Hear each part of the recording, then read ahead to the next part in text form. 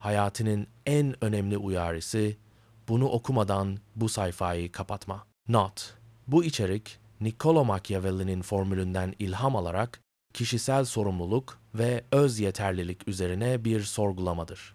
Amaç, ya kontrolün etik dışılığını teşvik etmek değil, bireyin kendi iç gücünü keşfetmesine alan açmaktır. Dur. Şu anda elindeki telefonu bırakmaktan, bir sonraki videoya ilişkin bilgi, bunu sonra okuyayım diyerek bu sekmeyi kapatmadan önce sana bir şey sormam gerekiyor. Geçen yılın başında kendine ne söz veren? Düşün, gerçekten düşün. Gece kimse yokken, yalnız başınayken, o aşkı göğsünde bir şimşek çakmış gibi hücrelerinin o anda kendine söylediğin şeyleri hatırla. Bu yıl her şey geçmişte.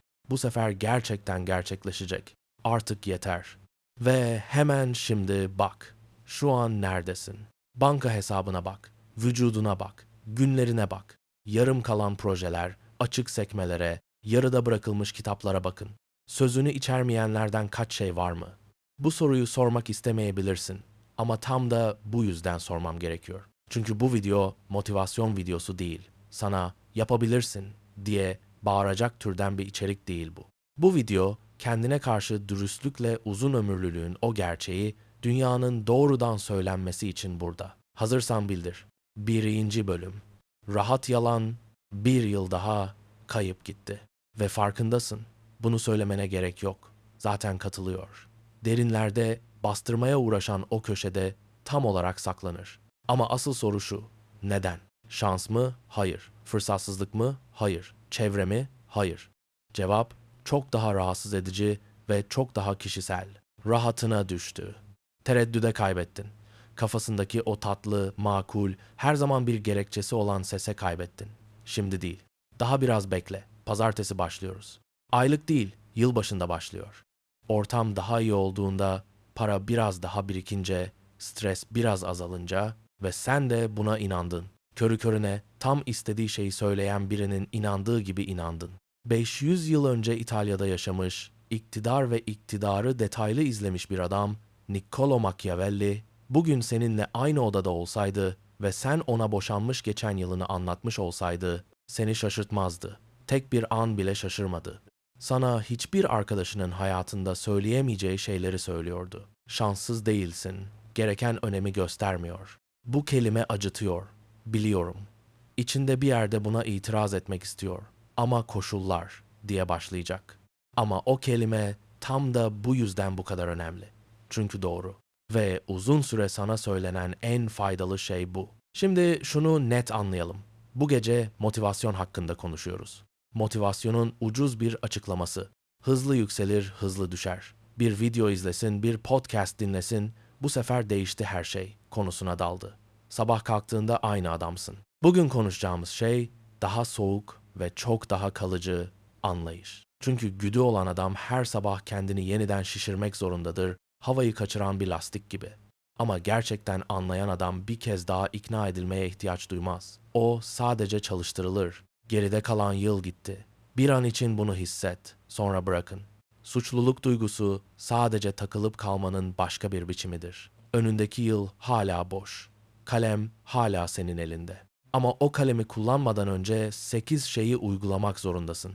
Ve bunlar hoş şeyler değil. Ama gerçek şeyler. Abone ol, bildirimleri aç. Eğer bu saçmalığa kadar hiçbir yerde duymadığın türden bir dürüstlük gibi ise şu an abone ol ve haberleri aç. Bu kanal tam olarak bu tür içerik üretiyor. Onun videosunun kesilmesini istemiyorsunuz. 2. bölüm. Dünyanın seni ödüllendireceği masalı. Sana güzel bir yalan söylediler. Çocukken, okul yıllarında, büyürken. İyi niyetli, sevgiyle ama kesinlikle yalan olarak söylediler. Başını öne eğ. Çok çalış. Alçak gönüllü ol. Sıranı bekle. Dürüst ol. Ve bir gün dünya seni fark edecek, seni ödüllendirecek. Bu hikayenin insanların uyumasına yardımcı oluyor. Ve yanlış. Dünya her zaman bekleyenleri değil, adım atanları ödüllendiriliyor. Hazırlıklı olanlar, kararlı olanlar, kapsamlı ama güçlü biçimde kendini inşa etmiş olanları ödüllendiriyor. Fırsata uzanıp alanı teşvik ediliyor. Kibarca beklediğinin yanından geçerek gidiyor. Bunun, senden daha az yetenekli adamların yanındanın geçişini gördün. Senden daha az insanın yükseldiğini gördün ve kendine şunu söyledin. Şanslılar, kestirme yolu kullanmışlar. Sistem zaten onlar için kurulmuş. Ama sistem sana karşı değildi. Sistem sadece onlar tarafından oynanıyordu. Sense kenarında durmuş, sözlerini ezberliyordun. Hiçbir zaman sizin özgürlüğünüz çalmayacak bir hakemi izliyorsunuz. Machiavelli bu gerçeği 500 yıl önce görmüştü. Tarihin büyük adamlarını inceledi ve dünya çapında yüksek sesle söylemekten kaçınılan bir şeyi fark etti. Gücü elinde tutanlar nadiren en iyi niyetliydi. Nadiren en zeki, en ahlaklı veya herhangi bir ölçüye göre hak sahipleriydi. Parçaları ayıran tek şey şuydu: yönetilmeyi reddettiler. Diğerleri ne kadar adaletsiz diye yakınken harekete geçtiler. Ve şimdi sana yutması zor olan ilk gerçeğin ortaya çıkması, içinde bir şey bunu geri harcamak isteyecek. Seni kurtarmaya kimseye gelmiyor. Atında gelen bir akıl hocası yok. Senin başarını düşünerek tasarlanmış bir sistem yok. Bir köşede sabırla seni bekliyor, adın üstünde yazılı bir fırsat yok. Beklediğiniz şu kurtarılma anı, birinin seni bir gün göreceği, seçeceği ve yükselteceği sessiz umut. Ama umut masum değil. Seni tam da bu yerde tutan şey o. Kendi elindekilerin tasması, diğerlerinin katılmasını beklediğin izin belgesi. Adaleti beklemeyi bıraktığın gün tam olarak güçlendiğin fiyatları. Çünkü o andan itibaren yazmadıkları kurallara göre çalmayı bırakırsınız. Seni izlediğin bir seyirci için erdem sergilemeyi bırakırsın. Ve güçlü adamların her zaman sorduğu daha soğuk, daha net soru sormaya başlarsın. Bu adil mi? Değil. Bu gerçek mi? Ve işe başlıyor mu? Adil adam fırtınadan yakınır. Güçlü adam sığınak inşa eder ve gökyüzünü öğrenir. O yalanı bırak, bulundukları yerde kalır. Bir zamanlar sana verdiği rahatlık için teşekkür et. Daha sonra onu geride bırakıyorum. Çünkü sana çok pahalıya mal oldu. Yerine ne al? Gerçeği. Evet, daha ağır, daha az rahatlatıcı. Sırtını sıvazlamıyor, her şeyin bir nedeni olduğunu söylemiyor. Ama sağlam. Ve seni gerçekten gidilmeye değer bir yere bırakacak tek şey o. Bir nefes al. Buraya kadar geldin, devam ediyoruz. 3. Bölüm. Güç verilmez. Alinir. Yaşam boyunca sözlerden kaçınmanın bir gerçek var. Güç verebilirsiniz. Asla uygulanmaz. Dünya tarihinde hiç kimse, gerçek güç, onu kullanarak kendisinin üstünde çıkacak olan birine teslim olmadı. Bu olmadı. Olmayacak. Güç, onu istemeyi bırakanlara alınır. Ve sen hayat boyunca tam bunu yapıyorsun. İstemek bile. Hiçbir zaman bu sözleri yüksek sesle söylemedin. Ortamı rahat tutmak için yumuşatmak ve onaylamak istedi. Davetsiz öne çıkmak yerine ayrı olarak bekledin. Onaylanmayı, izin verilmeyi, dahil edilmeyi istedin. Ve her isteyişinde dünyaya şunu tedavi edin: değerin seni takdir edip etmemesine bağlıdır. Kendi hayatının tarihini kararlaştırdı. Sonra neden sana karşı karar verdiklerini merak ettin. Machiavelli bunu çok net gördü. Başkalarının iyi niyetine sahip olan kişi, kendi kaderini kişisel eline bırakmış demektir. Çünkü iyi niyetli, bazen sizi sınayan koşullar beklenilen şekilde değişebilir. Rahatsız edici olmayan sürece cömert akar. Rahatsız edici hale geldiğinde özür dilemeden ve ekranda gecikme yaşanmaz. Hayatı sevilmeye dayandıran adam, gelgitin çekildiği anda kum üstüne ev inşa eder. Ve su her zaman geri gelir. Bunu, bir zamanların onayını beklediğinin birinin faydalı olmasından vazgeçmesinin anında, ayaklarının altında zeminin kaydığını hissediyor. Çünkü sağlam zemin yoktu. Hiç olmadı. Yapmalısın. Sormayı bırakın. Olmaya başla. İkisi aynı anda, aynı insanda olamaz. Yaptığınız işte o kadar gerçekten yetenekli ol ki, seni görmezden gelmeyi pahalıya patlamaya başlasın. Alışkanlıklarında o kadar disiplinli ol ki, kimse seni manipüle edemesin, tahmin edemesin. Kendi başına o kadar eksiksiz ol ki, parçalarının çözüleceği, artık huzurunu harcayacağın bir şeyin çıkmasın. Bu, tek bir değişimle bütün şeklin ortaya çıkmasıdır ve neredeyse hiç kimse bunu başaramaz. Odaya karşı performans sergilemeyi bırakın. Her fırsatın kapısında, elinde şapkayla, anahtarları olan birinin içeri girme hakkına sahip olup olmadığına karar vermesini beklemeyi bırakır. Bunun yerine, kendi anahtarlarını yapmayı, herkesin sağlam sandığı duvarlara, kendi kapılarını açmanın daha zor, daha yalnız ve sonsuz derecede daha güçlü ustalığı öğrenir. Ve işte neredeyse hiç kimsenin söylemeyeceği bir şey. Dünya kendini güçlü bir duruşla ifade edenlere saygı duyar, pasif yaklaşımlara değil. Dikkat çekmek için yalvaran yeteneğe saygı duymaz. Tek bir uğruna saygıya duyarlı, takassel olarak bir hayvanın daha büyük bir hayvana saygı duyduğu gibi, yalvarmayan güce, hiçbir şey talep etmemesine gerek duymayan gücenme. Başkalarının beklentilerine bağımlı olmayan kişi, kendi kontrolünü elinde tutan kişidir. Ve kendi kontrolünü elinde tutan kişi, istemsizce saygı uyandırır. Bu durumda benimse, hiçbir şey istemeyen, bu yüzden hiçbir şeyden çekinmeyen, sessiz ve sarsılmaz bir güç inşa et. Yıllarca kilitli kalan kapıların nasıl hızla açılıp açılmaya devam izle. Seni göz ardı ederek gelenlerin seni nasıl sürdürdüğünü gör. Dünya, nihayet hiçbir şeyi istemeyi öğrenen bir adamın çevresinde nasıl yeniden şekillendiğini izle. Bu şans değil, bu güç. Ve onu almak her zaman senin elindeydi. Beğen, paylaş. Bu içeriğe değer katıyorsa videoyu beğendi. Bu tür içerikler görünür olsun. Bir arkadaşına gönder, bu gerçekleri duymaya ihtiyacı olan biri mutlaka seçilebilir. 4. bölüm, yüzündeki ifade bir haristadır. Şimdi sana dünyanın soğuk diyeceği bir şey sona eriyor. İstedikleri gibi adlandırsınlar. Çünkü bu gerçeği gözden kaçıran adamlar tam olarak okunan, anlaşılır ve işlerine yarar elden çıkmakça bir kenara bırakmak en kolay olan adamlardır. İşte gerçek. Her insan bir yüz tavrındadır. Onun biri, dürüst, öz farkındalığı yüksek insan bunu kabul eder ve evliyken takılmayı öğrenir. Bu bilinçli taşımayan kişi ise hiç yüz takmadığını, yalnızca kendisi olduğunu, yalnızca gerçek davrandığını iddia eder. Ve bu inanç tam da bu yüzden bu kadar şeffaf, bu kadar tahmin edilebilir, dikkat etmeyen, zahmet etmeyen herkes tarafından bu kadar kolay okunabilir sebebinin açıklanmasıdır. Çünkü yüzün bilgidir. Tepkilerin gerçek zaman olarak çizilmiş bir haritasıdır. Ve şu anda bu haritayı karşılaştığınızda tamamen özgürce, tamamen veriyorsun. Birini etkilemek istediğinizde bölgede ortaya çıkan gerilimler görülüyor. İçindeki ihtiyacın yollarını izliyorlar.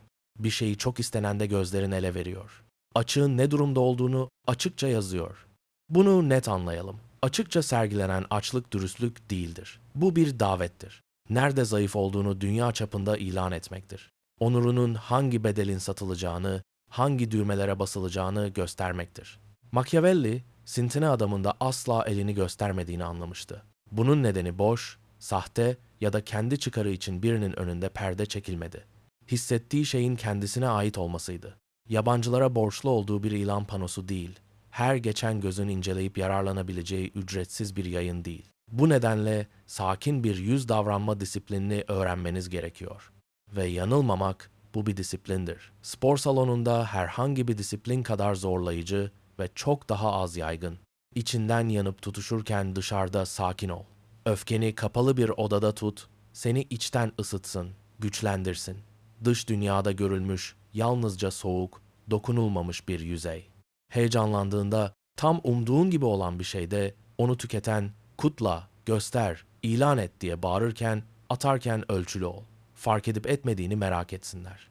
Korktuğunda, ki korkacaksın çünkü herkes korkar, odadaki en sakin insan ol. Herkesin paniğinin etrafında dönüş istikrar noktası ol. Seni tahmin etmeye çalışsınlar, incelemeye gelsinler, nerede olduğundan emin olamadan uzaklaşsınlar.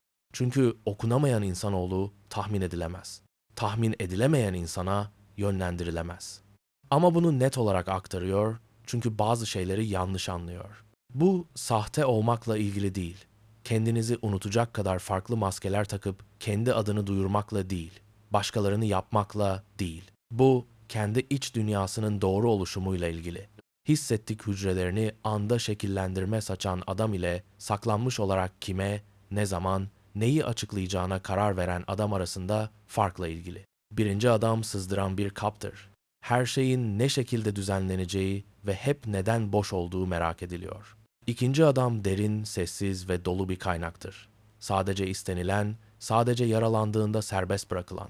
Ve işte içindeki sessiz güç deposunda kalan odasında nasıl hareket edecek olan şeyler değişecek olan kısım, ne açığa çıkardığını, yönetimin adamdan çıkardığını, tüm konuşmayı yönetir. Herkes tepki veriyor, kızarırken, patlarken sadece sen seçiyorsun. Sakin merkez oluyorsun. Sessizliği ve dinginliğiyle başkalarını hem tedirgin hem de çekici bulan adam oluyorsun. O yüzü ustaca kullanın. Hiçbir şey kaçırmayan bir zihnin üzerine sakin bir yüz, kontrollü bir ses, rahatsız edilmeyen bir dış yüzey inşa et. Yoksa yıllarının geri kalanını içinden çıkardıkları süre boyunca kullanan ve işleri bitince seni bir kenara bırakan insanlar tarafından sayfa sayfası açık kitap gibi okunarak geçersin. 5. bölüm Sessizliğin gücü. Çok konuşuyorsun. Alınma neredeyse herkes böyle. Bu özel zayıflıkta yalnız değilsiniz. Sadece diğerleri gibi buna kör oluyorlar. Sessizliği dolduruyoruz çünkü sessizlik bizi derinden, neredeyse fiziksel olarak rahatsız ediyor. İçimizde bir şey paniğe kapılıyor, dayanılmaz bu bölgeleri için kelimelerle, herhangi bir kelimeyle doldurmaya koşuyoruz. Kendimizi durmadan açıklıyoruz çünkü anlaşılmaya açız, gösterilir, tanınmaya, kabul edilmeye çaresiziz. Planlarımızı tek bir adım atmadan açıklıyoruz çünkü alkışı kullanıyorlar. Hali hazırda henüz hiçbir şeyi hak etmeden istiyoruz. Ve onun kelimesi, onun gereksiz, savaşçıları, refleks halinde ortaya çıkan kelimeleri geri alamayacağın bir amaç mal oluyor. Machiavelli bunu çok iyi anlamıştı. Sessizlik düzenli değil, yokluk değil, sessizlik ağırlığıdır.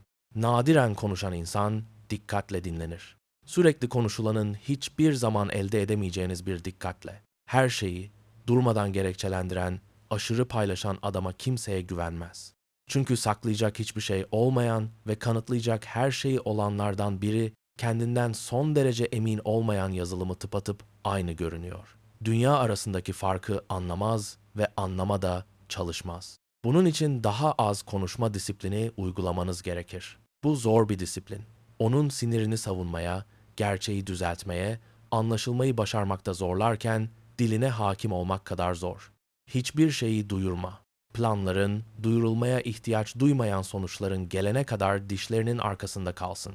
İşin mümkün olan herhangi bir şekilde çok daha yüksek sesle ve çok daha ikna edici biçimde konuşması mümkündür. Çünkü ucuzdur ve herkes binlerce söz duymuştur. Ama gözlerin önünde duran bir seçeneğe itiraz edilemez. Ve ayrılmasında bir karar gibi olsun. Kesin, kasıtlı, ağırlıklı, görmezden gelinemez. Pozisyonunu bir kez açıkça ifade eden ve sonra savunmaya çalışmadan kabul edebildiğinizi kontrol etmek için geri dönmeden bırakan insanda tuhaf, sessiz bir otorite vardır. Herkesin rahatsız olduğu sessizlikte rahat oturabiliyor. Konuştuktan sonra aceleyle doldurmaya çalışın. Sessizliğin orada ağır ve eksiksiz biçimde tamamlanmasına izin veren, bu sessizlik sana şunu söylüyor. Bu insan gerçekten bunu kastediyor. Şunu anla. Çünkü bu insanlar hakkında öğreneceği en faydalı şeylerden biridir. Sessizlik bir testtir. Ve insanın tamamı anında başarısız olur. İki insan bir kişinin köyü. Konuşmayı sessizleşmeye bırakın. Ve izle. İkisinden daha az güvende olan neredeyse her zaman önce pes edecek. Boşluğu doldurmak için acele edecek. Bu aceleyle kendini ele verecek. Aşırı açıklama yapacak. Kabil olması gerekmeyen şeyleri kabul edecek. Kendini yavaş yavaş, sinirli adımlarla sürekli kalsaydı tamamen kaçınabileceği bir köşeye sokacak. Öyleyse o testi geç, duraklamayı koru. Diğerlerinin kendi sözleriyle doldurmasına izin ver. Sadece izle, dinle, öğren. Sana bedavaya bilgi sunuyor, sen karşılığında hiçbir şey vermiyorsun. Bu, sessiz insanların her zaman insanların karşı kullandıkları asimetridir. Bilgi, sessiz kalan noktalar doğru akar. Konuşamayandan uzaklaşır. Bilgi toplayan ol. Asla bilgi sızdıran. Ve şu şiddetli inançtan kurtuldu. Odadaki en insan, en güçlü insandır. Neredeyse hiç doğru değil bu. En çok görülen insan, çoğu zaman unutulmaktan en çok çekinen, fark edilmek için en çok uğraşan, gürültü olmadan hiçbir durumun kalmayacağına ilişkin sessiz su spreyini bastırmak için havayı sesle dolduran kişidir. Gerçekten güçlü insan böyle bir kaygı taşımaz. Tamamen sessiz, son derece rahat biçimde oturabilir ve değişimin gerçekleşmesine izin verilebilir. O, insan ol.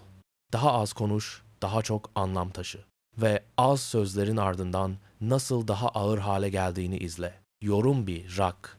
Bu ana kadar takip ettiysen veya okuduysan şifreli bir yorum bırakın. Hangi bölüm sana en çok dokundu? Bazen bunu yazmak gerçekten içselleştirmenin başlangıcı olur. 6. bölüm gereksiz yüklerden kurtulmak. Şimdi gerçekten zor kısım. Sana gerçek bir amaç, adı ve yüzü olan bir şeyin mal kısmı olacak. Bu bölüm bittikten sonra safra göğsünde tıslayacağın türden. Hayattaki en yakın insanlara dürüstçe bak. Yabancılara değil, düşmanlara değil, iç çevredeki tanıyıcı yüzlere. Düşünmeden arkadaş diyeceğin insanlara. Çünkü bazılarının sayısı değil. Bazı arkadaş kılığında çapa gibi. Rahat, tanıdık, sıcak ve seni yavaş yavaş suyun üzerinden çekiyorlar. Yavaş yavaş boğulmayı normal hayatla karıştırıyorsun. Ve zaten bilinen şey bu. Uzun süre biriktirilmiş, kendinin gömülü bir köşesinden şey. Kimin bilgisi tam olarak korunur. İsimlerini söylememe gerek yok. Çünkü bunu okumaya başladığı anda yüzleri zihinselde belirdi. Zaten katılıyor. Büyütüldüğünde sessizleşip süreleri bunlar. Hırsını gösterdiğinde ayrıntılarıyla. Bir hedefe ulaşanda şakaya vuranlar. Gerçekten talep edilen her şeyi yüksek sesle söylerken biraz fazla hızlı gülenler. Kendini fazla kaptırma, silme ol, umutlarını yüksek tutma diyenler onlar. Onun zamanıyla mücadele edenler, onun zamanını dertlerini anlatanlar, onun zamanını ve enerjisini tüketenler ve bir şekilde, garip bir şekilde sana karşılıkların uygulanmasınlar. Machiavelli bu konuda netti ve şimdi sen de öyle olmak zorundasın. Bir insanın çevresini yaratma meselesi sadece duygu, sadakat ya da geçmişinin güzelliği meselesi değildir. Bu, yöneticinin ulaştığı herhangi bir karara kadar ciddi ve sonuçları olan bir strateji meselesidir. Kendini zayıflarla, satış dolularıyla, tatminsiz, sürekli hayalsizlerle çevrelersen, fiyatları bile varmadan sınırlarının kendi sınırlarında olduğu gibi içine işletirsin. Onların korkuları senin korkularına dönüşür. İnsanların küçük, kaygılı yaşam vizyonu, ötesindeki okyanus olduğunu unutana kadar yüzleştiğin su olur. Ve bunu açık sonucu. Çünkü yumuşak yumuşak ses bunu duymak için bile seni deniyor. Geleceğine vuran ilişkiler sonlandırmak seni zalim yapmaz, seni kararlı hale getirir. Bu dünyada, doğada daha az yalnız hissetmek için boğulmak zorunda kalmadın. Onların konforu senin geleceğine değmez. İklimlendirmesi senin tavanına değmez. Ardından kalan ağırlığı keser. Ama bunu güçlü bir insanın yapması gibi yap, yaralı biri gibi değil. Patlamalarla, dramatik konuşmalarla, yakılan köprülerle değil. Bu zaten sana çok pahalıya patlayan insanların daha fazla enerji harcaması olur. Bunun yerine sessiz, uzaktaki bir mesafeyle kes. Biraz daha az harca, biraz daha az paylaş, biraz daha yavaş yanıt ver. Bağlantının üzerine yakıt dökmeyi içerdiğinde doğal özelliklere soğumasına izin ver. Zamanını, bilge, bir insanın parasını yatırdığı gibi yatır. Asla suçluluktan, asla yeteneğinden, asla hep böyle olmuş diye değil. Sadece gerçekten büyüdüğü yerde. Ama dikkat et, bu kısım önemli. Açtığı alanda daha iyi bir şey inşa etmezsen, kendini boşu boşuna yalnız bırakmış olursun. Yükselen az sayıdaki insanı bul, nadir parçalar, ciddiye alınanları, sadece varlıklarıyla birlikte bir standardını yükselten insanları yükseltir. İncele, onlarla eşleş. Güçlü insanların yanında olabileceği türden bir insan olarak yanlarında durma kazanır. Çünkü şu sonuncusu, anla ve gerçekten yerleşmesine izin ver. Seni içtenlikle yedi ama seni yerinde tutan bir sevgi, bağladığı veya ne kadar yumuşak, güler, ne kadar sıcak olursa olsun yine de bir zincirdir. Seni yedi bir zincir, yine de bir zincirdir. İçlerindeki çevreyi, tüm geleceğin ona bağlıymış gibi seç. Çünkü öyle, her zaman öyle. Burası ağırdı, biliyorum. Bir nefes daha al. Son 3 bölüm kaldı. 7. bölüm, korku, hayatının gerçek yöneticisi. Hayallerinden konuşmuyoruz. Disiplininden değil, koşullarından değil. Korkudan konuşuyoruz. Dramatik, göz olanın önünde tür değil. Ateşten, yüksekten, seçeneğin korku nadir ve karşılaştırması neredeyse kolaydır. Sessiz türden konuşuyoruz. Gündelik türü. İnsanların önünde aptalca görünme korkusundan, reddedilme korkusundan, hayır duymaktan, uzanıp yeterli değilsin denilmesinden, hayatlarını yakından görsen değişmeyeceği insanların yargılamasından korkmaz. Bu sessiz korku hırsından çok daha fazla akıntıya neden oluyor. Ve bunu o kadar ustaca yaptı, o kadar gerçekçi görünen kılıklarda, ihtiyat, pratiklik, gerçekçilik ki bir kez bile suçüstü yakalayamadı kendini. Bu yüzden mesaj göndermedin. Bu yüzden o zammı istemedim. Bu yüzden artık sana dar gelen odada kaldın ve buna sadakat dedin. Bu sayede kendinden küçük şekilde küçülttün ve her fırsatta sadece sağduyu diye kendi kendine açıkladın. Machiavelli'nin sorduğu soru şuydu: İnsanların sana duyduğu saygıdan hangisi daha sağlamdır? Cevabı ise, sevgi ve saygıyı bir arada sağlayamayan, sağlam bir otoritenin daha kalıcı olması mümkündür. Çünkü sevgi değişken olabilirken, saygı senin bakıştan ayaktan gelir. Not. Burada söylenen şey, insanları korkutmak ya da manipüle etmek değil. Söylenen şey şu: dış onaya bağlı olmayan, kendi içinde sağlam duran biri olmak. Saygı uyandırmakın zarar vermekle değil, kendi çabalarının olmasıyla mümkün olur. Bu ünlü sorunun altında neredeyse herkesin kaçırdığı daha derin bir katman var. Başkaları tarafından saygı gösterilmemesi gerekiyorsa, önce kendi içindeki korkuyu aşmanız gerekir. Çünkü sıra önemlidir ve atlayamazsın. Kaybetmekle gerçekten barışmış insan tehdidi olamaz. Artık küçüklükten korkmayan insan yoluyla yönlendirilemez. Başına gelebilecek en kötü şeyle sakin, giyimli biçimde yüzleşmiş ve bundan da sağ çıkarım diye karar vermiş bir insan. Ey çılgın özgürce dolaşıyor. Çoğu insanın seçtiği bir kez bile tatmadığı bir özgürlükle ve diğerleri bunu onda hissediyor. Bir hayvanın başka bir hayvanın korkusuzluğunu sezdiği gibi ve bu ona karşı davranış biçimlerini anında değiştiriyor. Ardından korkudan kaçmayı bırakır ve onu incelemeye başlar. Bir ustalık nesnesine, bir araca dönüştürür. Bir şey seni korkuttuğunda midedeki o sessiz kasılma, bağımsızlıktan ayrılma, kaçınma taleplerisi, yarına kalabilir diye bir neden bulma refleksi, o his dur işareti olarak değil, pusula olarak gör. Ve tam da seni korkuttuğu için o yerde, doğru yerde kalmış olarak yürü. Sesin titrerken bile korunması ver. Ellerin titrerken, kalp kulaklarında gümbür gümbür atarken yine de yap. Çünkü süreklilik yapmaman bildirimi değil, büyümek için ödediğiniz bedeldir. Ve her seferinde etraftan dolaşmak içinden geçerek temel bir şey değişiyor. Korku biraz küçülüyor. Sen biraz büyüyorsun. Dengede kuruluyor, içindeki güç korkmuş çocuktan yönetilen adama doğru kayıyor. Bu yıllarınki en önemli mücadeledir ve rakibini asla göremezsin. Çünkü kendi göğsünde yaşıyor. Korku tarafından yönetilen insan kukla gibidir ve en acımasız yanı iplerin kolayca bulunmasıdır. Bütün bunları daha sonra incelemeye hazır herkes bilir. Seni ne ürkütüyor? Seni ne pes ettiriyor? Hangi onaysızlık seni pozisyonlarından geri kaçmaya itiyor? Bu ipler tutamazlar. Zayıf durmalı insanlar tutamadıkları olan insanı sever. Ama korkusunu yenmiş insan tüm ipleri tek hamlede kesmiştir ve artık tutunacak hiçbir şey kalmamıştır. Kaybının varlığını kabul etmiş birini tehdit edemezsin. Onayına ihtiyaç duymayı bırakmış birini utandıramazsın. Kendi koşullarında kaybetmeyi, senin koşullarında kazanmaya tercih etmeye karar vermiş birini yerinden edemezsin. O ikinci adam ol. Sessiz korkunun verdiği kararda oy kullanmayacaksa bırakmasına izin verir. Seni korkutan kişi doğru tekrar tekrar yürü ta ki yürüyüşte kendisinin kimliğinin olana kadar. Çünkü bu videoda gösterdiğim her şey, her sakin yüz, her sessizlik, her kesilen terminali, hepsi bu tek isteğe bağlı. Önce korkuyu yen, o zaman başkalarında olan hiçbir şey sana ulaşamaz. 8. Bölüm.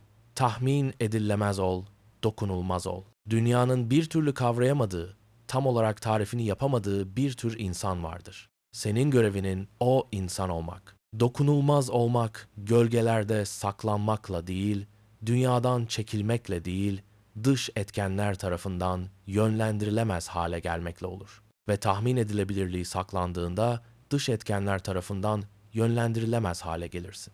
Başkalarının seni yönetme çabalarını anla. Bu, onun gücüyle değil, senin doğurduğunla sınırlıdır. Yılında mutlu olduklarını öğrenirler ve tam zamanında sunarlar. Seni ne yaptığını öğrenirler ve dengeyi bozmak istediklerinde oraya gitmeye başlarlar. Hangi tuzağa düşeceğini öğrenirler ve tam işlerine varıncaya kadar ortaya koyarlar. Alışkanlıkların kulplardır. Tepkilerin kaldıraçlarıdır. Ve şu an bunları herkese özgürce sunuyorsun. Machiavelli hafifçe dengesiz tutan lidere hayran kalmıştı. Bir cömert, bir tamamen sakinleşebiliyor. Rakiplerinin onu bulmayı beklediği yerde asla olmayan, etrafındakileri her zaman tahmin yürütmeye zorlayan. Bu nedenle çevreleri her zaman dikkatli tutuluyor. Ve şunu net anla çünkü önemli. Bu kaos değil, kendini yönetemeyen birinin sürekliliği değil. Bu tahmin edilemezlik kılığına bürünmüş öz disiplindir. Bu kasıtlı olarak çözümlenmeyi reddetmektir. Bunların kendi kalıplarını kır. Övgüyü artık hakkı çalıştırılamaz hale gel. Bu nedenle övgüyü başkasının elinde bulunduran bir uzaktan kumanda gibi alınmayı bıraksın. Kışkırtılması zor bir insan ol. Böylece düşmanlarının sevdiği düğmeler artık içinde hiçbir yere bağlanamaz. İyiliğin tetiklenebilen bir refleks değil, seçimden gelen bir güç olsun. Kararlılığın tahmin edilebilir bir merkezi nöbeti değil, bir karar olsun. İnsanlar geldiklerinde seni tahmin edemezler. Sana karşı pozisyonları alamazlar. Bir sonraki hamlesini göremediğin insana tuzak kuramazsın. Ve bunların tümü altında bir insanı gerçek anlamda dokunulmaz kılan tek şeyi inşa et, öz yeterlilik. Birinin senin üzerinde sahip olduğu güç sonunda ihtiyaç duyduğundan bir dayanıyordu. Herhangi bir insandan ne kadar az şeye ihtiyaç duyarsan, o insanın üzerinde sahip olduğu güç o kadar azalır. Hayatını hiçbir tek bireyin yıkamayacağı şekilde kurmuş olan insan, hiçbir tek bireyin yönetemeyeceği insandır. Sonuçta kazanmak için kimsenin iznine ihtiyaç duymayacağı kadar özellikleri gelişir. Hiçbir kapalı kapının batırılamayacağı şekilde kaynakları çeşitlendirin. Böyle bir hayat kur ki kimse seni tek bir kökünden keserek söküp atamaz. Dokunulmaz insan düşmanı değildir. O insan yok ve onu kovalamak boş çaba. Dokunulmaz insan, düşmanların ona ulaşamadığı insandır. İhtiyaçları aracılığıyla değil, çünkü kendi kendine yetmiyor. Korkuları aracılığıyla değil, çünkü bunlar varlığını sürdürmüştür. Alışkanlıkları aracılığıyla değil, çünkü hücrelerin hiçbir ağırlığı kalmamıştır. Okumaz ol, kendi kendine yeten ol. Tepkileri satın alınamayan ve köyleri tahmin edilemeyen bir insan ol. Ve yakından izle, insanların birlikte oynadığı oyunların nasıl oynanmaz hale geldiği. Oyuncuların teker teker oynaması artık sizin üzerinde işlemede farklılık gösteriyor. Daha kolay hedeflere yöneliyorlar.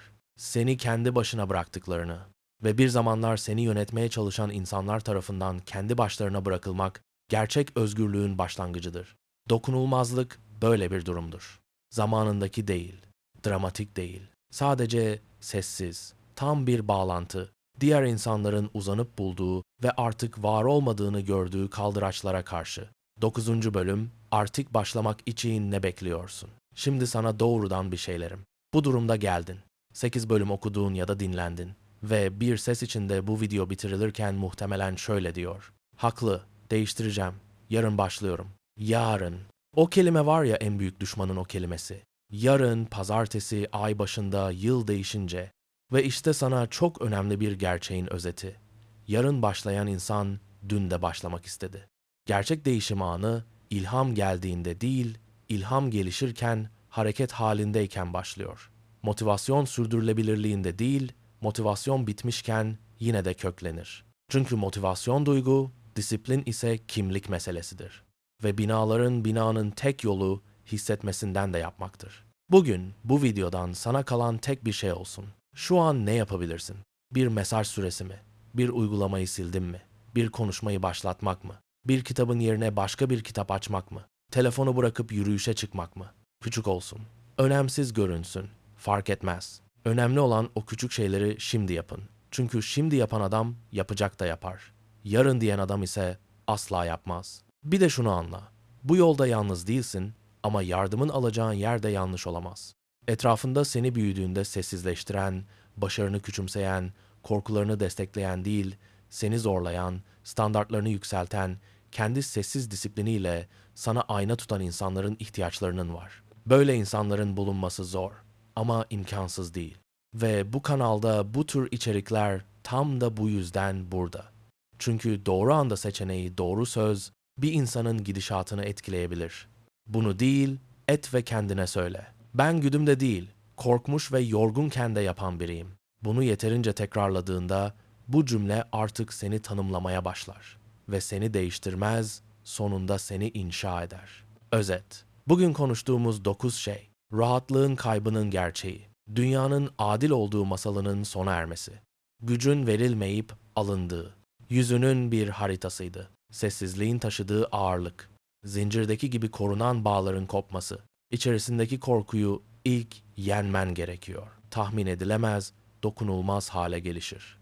Artık ne olduğunu sor. Bunların hiçbiri hoş gelmiyor. Hepsi gerçek.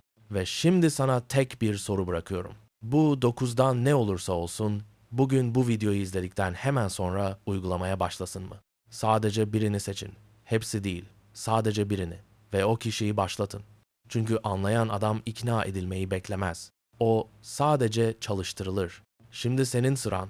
Eğer bu video farklı hissettirdiyse abone ol, serileri aç, videoyu izle. Bir yakınınla paylaş. Bu tür gerçeklere ihtiyaç duyan biri mutlaka seçilebilir. Çünkü bir sonraki video için bu kanal tam olarak bu tür içerik üretmeye devam ediyor. Tahminin insandan oynatılmaması beklenir. Dokunulmaz insan kalmıştır.